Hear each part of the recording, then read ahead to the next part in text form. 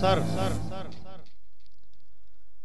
چې له خلقو قربانیږي سر هغه دی یرغلګر سره جنگیږي سر هغه دی سل وړونه یې د قبر په نښان شه چې د حق اور سوځيږي سر هغه دی چې لونګي تړي په سر سرونه ډیر دي چې لونګي باندې ارزيږي سر هغه دی چې د پلار د وطن حق پښتون ته غواړي چې د پلار د وطن حق پښتون ته غواړي خدمتګار کوڅيږي سر هغه